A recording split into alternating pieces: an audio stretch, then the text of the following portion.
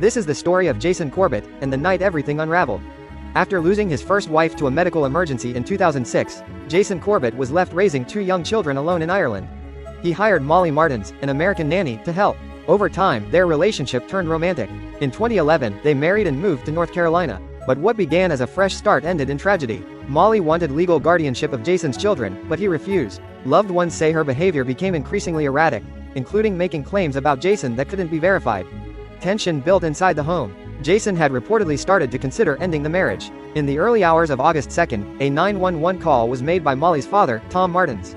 Jason had been fatally injured in the bedroom. Tom claimed Jason was attacking Molly, and that he acted to protect her using a baseball bat. But the autopsy raised serious doubts. Jason had over a dozen head injuries, many while he was already down. There were no marks on Molly suggesting a struggle, and no defensive injuries on Tom. Investigators believed the scene was staged. In 2017, both Molly and Tom Martins were convicted of second-degree murder and sentenced to 20 to 25 years.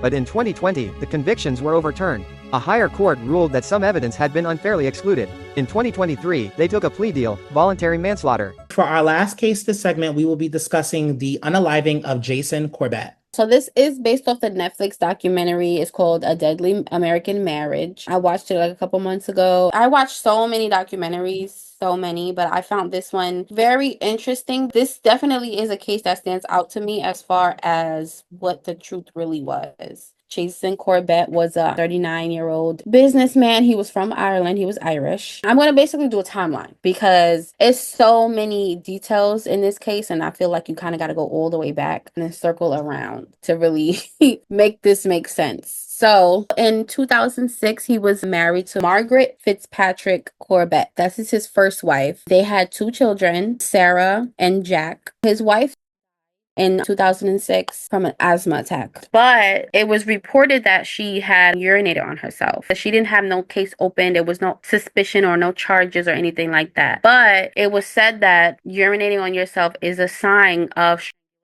and not natural causes. So keep that in mind. That's his first wife, Margaret. Fast forward 2008, Jason is a single dad now. He has two kids, Jack and Sarah. Now a 23-year-old American comes to Ireland. Her name is Molly Martins. She becomes an au pair. I don't know if I'm saying it right. For Jason's kids. So an au pair is basically someone who help out with childcare, help out with housework, stuff like that, because he was a single dad. So that she became that for him. Eventually, they get into a romantic relationship, they fall in love, they get married and everything, and they move to America, North Carolina, closer to Molly's family. That's 2011. Jason maintains full custody of his kids. So even though they were married, Molly has yet to legally adopt them. Now at the time, the kids were really, really young when they met Molly. They were so young when they met her to the point when they started to grow up, they called her mom. Now they knew that that wasn't their biological mother, but this is just the only mom that they knew. Between 2011 2015, it was said that tensions would grow between Jason and Molly. Jason allegedly refused to let Molly adopt the children. She would always kind of enforce that she wants to adopt them, but he never really took it seriously. During this time, she would confide in therapists and even a divorce lawyer, basically feeling like Jason was abusive, not physically, but verbally, emotionally. Eventually, Molly tells the others she feels controlled and abused and afraid, manipulative, and all of those things. But I remember when I was watching the documentary, during their wedding, Jason's sister was speaking to one of Molly's friends. They was just in conversation, it's a reception and everything. And Molly's friend was telling Jason's sister, oh, Margaret, they call her Mag. So she's that Molly's so nice. She took over for Mag's kids and everything. Molly lied to her friends and said the kids were her god kids and she was best friends with Mag, his previous wife. Some weird story. It has no real significance to the case, but it was just I guess they mentioned that as far as maybe her mental or something. But she basically lied to people she knew that she took over one of her best friend's kids and stuff like that and whatever. That was weird. Something that Jason's family found weird of her. Did she know the first wife? I thought the first wife was in Ireland.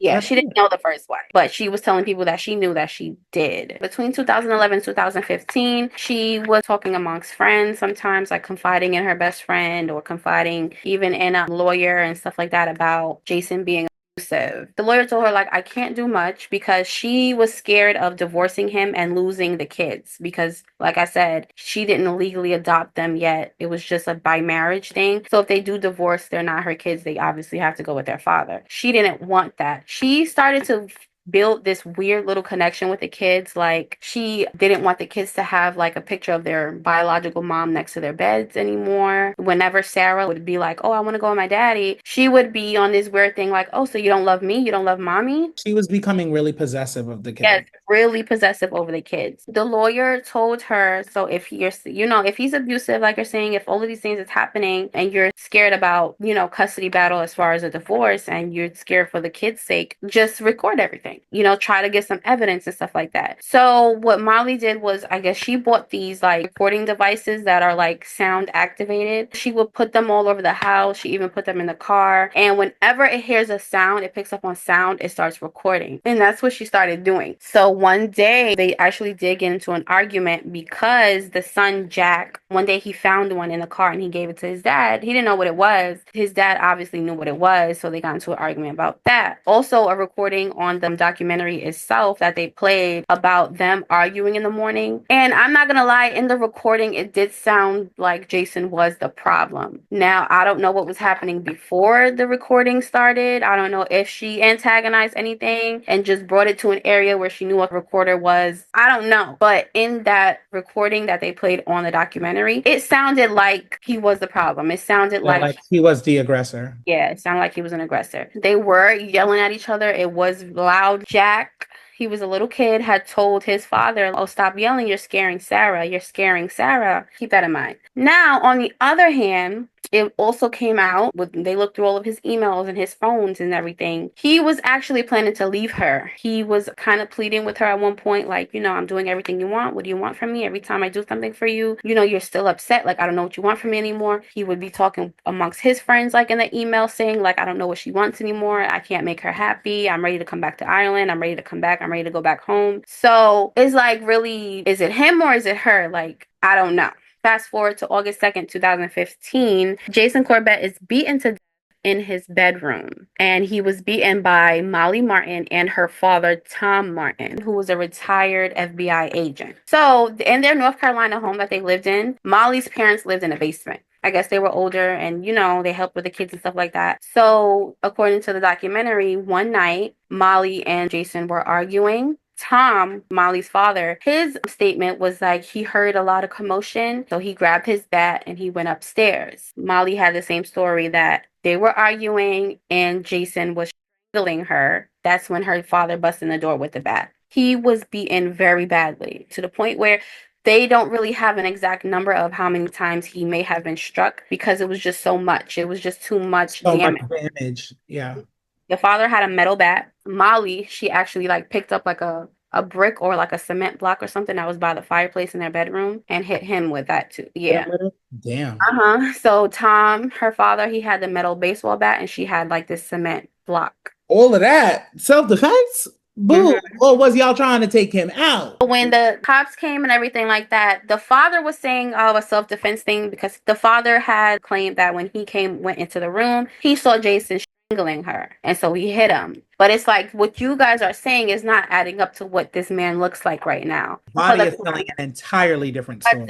Entirely different. Like he even had blows like to the back of his head, to like his shoulder. It's two of y'all. If it was so called a thing where you wanted him to get off of her, wouldn't that be like maybe one or two hits, three max? Like all of those hits do not make sense. And it doesn't make sense for both of y'all to have been doing that either. And even the crime scene, it said the crime scene is described as one of the investigators had ever seen.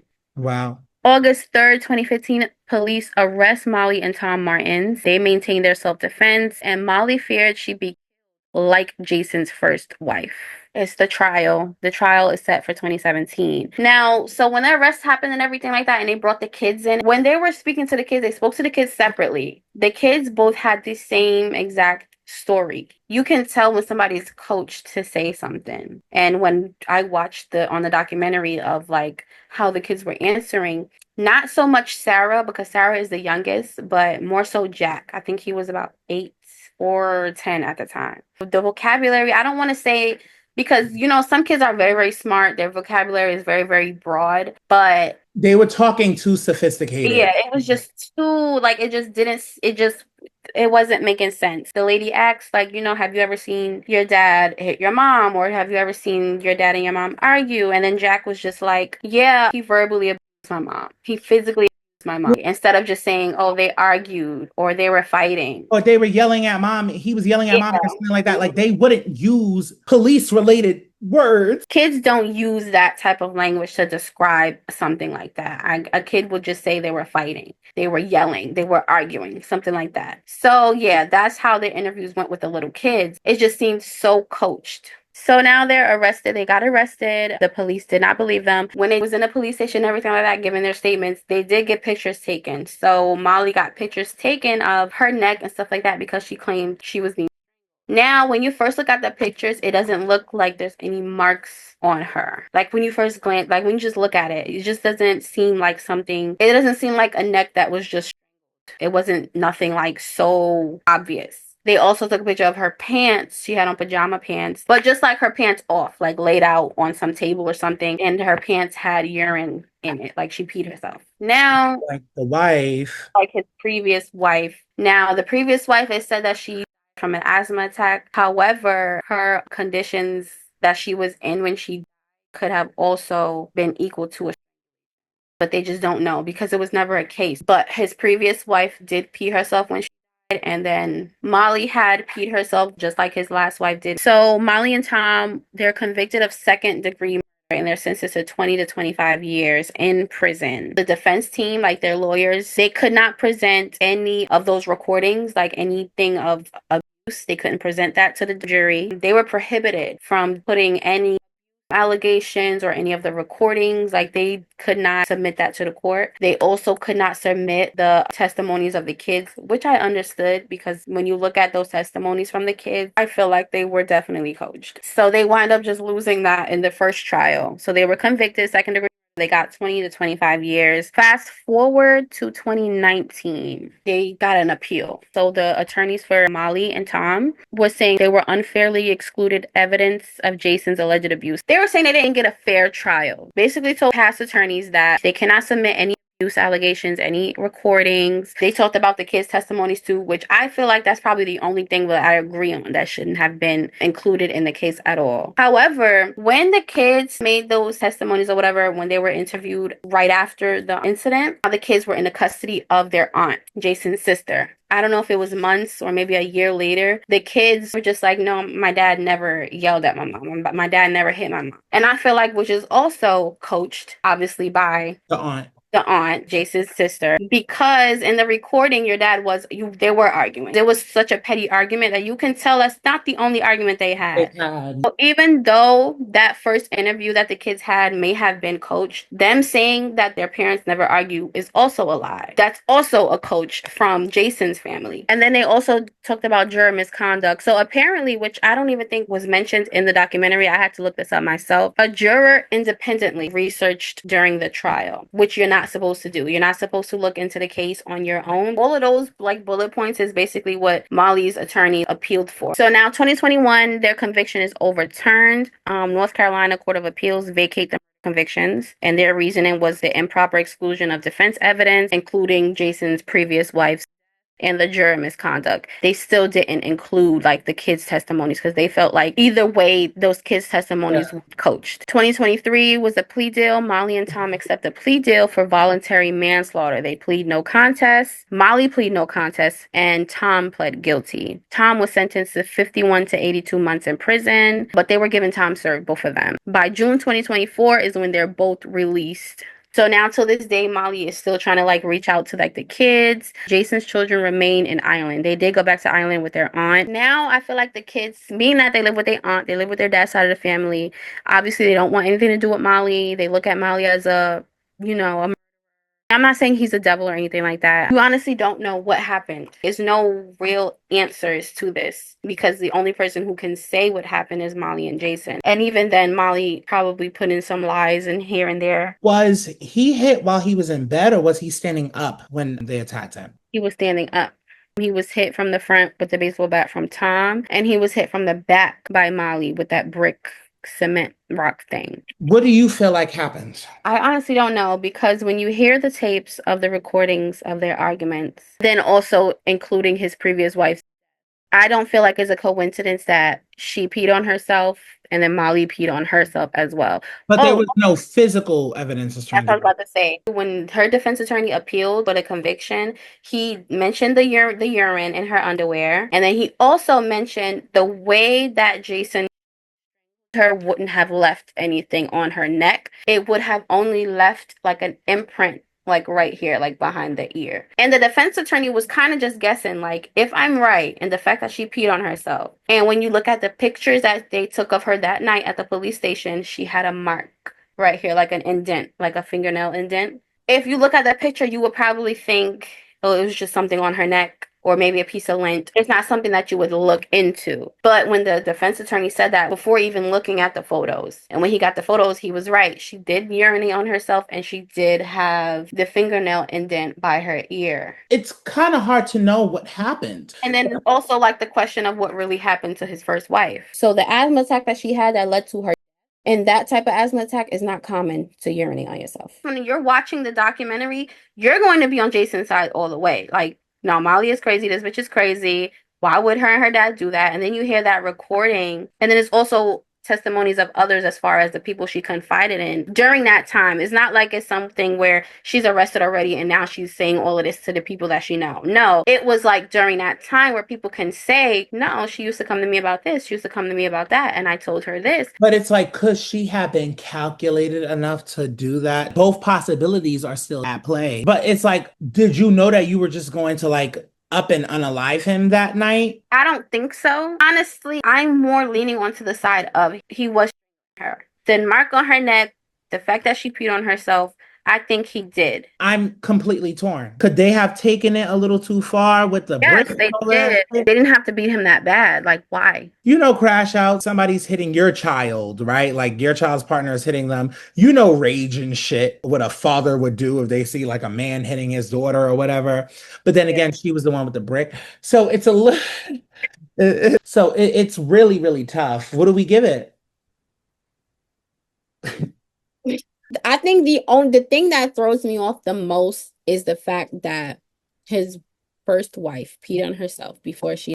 How was that like made a thing to know? Like, why was that like a known thing already prior to like his? I guess it was just in her report. In the Report? report, yeah, like when you just they gotta write down everything when it's things like that, because they did not exhume her body, but it was on some type of report. I don't know what kind of report. I don't know the type of reports that they have to do when it comes to like the coroners and stuff like that. Maybe it's that. What does this case say about how tricky it is to handle family violence cases when there are children involved and the stories from those closest to the situation are so different? I don't know. I feel like, I don't know. I mean, it always comes down to what he say, she say. You have that, but then you also have his family over here. Like, that can't be true. He's the nicest guy, like, ever. And everybody has these whole testimonies about how much he's a saint. So I don't know who to believe. I don't know what to believe. I feel the most bad for the kids. I feel like as far as mentally living on, they were obviously affected the most because they don't know what to believe either. As far as the documentary, like till this day, as they're older, they're on their dad's side. That's given. They live with their aunt. They live with their dad's family. Of course, over the years, Yeah, that's what, they're gonna have influence on them. Yeah, the son, Jack, felt guilty at first because of his first testimony of saying that his father But did like he that. was a But little kid. yeah, you were a kid. Like you just were doing what you thought was right, or you were doing what you were told to do. Oh, what I didn't mention though was like her parents did live in a basement. So when the police asked her mom, when you heard the commotion upstairs, what did you do? And she said nothing. That kind of was like, but then again, there's like she was with the grandkids. She was with the kids. So it was like, what do you want me to do? Police were kind of make it seem like, why wouldn't you get up and go see what was going on? And she's like, because I was with my grandkids. And whatever was going on, obviously I didn't think it was that, but I'm gonna make sure the grandkids is okay, whatever. So it's just you don't know. I don't know. This is the first time I felt like where I'm really like, what I don't know. I don't know. Mistrial. I don't even know. I wouldn't even want that case hit in my courtroom. The only people that really know what happened in that room was him, who is unalive, y'all, and God. Like nobody else really knows Nobody the knows. real truth. And No, y'all not going to put yourselves in jail. So at that point, it's like how reliable is y'all story? You know? the cops kind of also had this premeditated thing to where they wasn't going to believe anything that Tom said because he was a retired FBI agent. So obviously he know how to talk Which on I the also feel like plays a role here. Like, so he would know what to do and how to do it, how to make it not look like this or whatever the case. So that's what the cops thought too. Like they were talking to him, but they were taking everything he said with a grain of salt. he's an FBI agent. So they actually have like more interrogation Training, skills, tactics. interrogation Oh yeah. training tactics, all of that. Yeah, this shit is layered. I don't know, girl.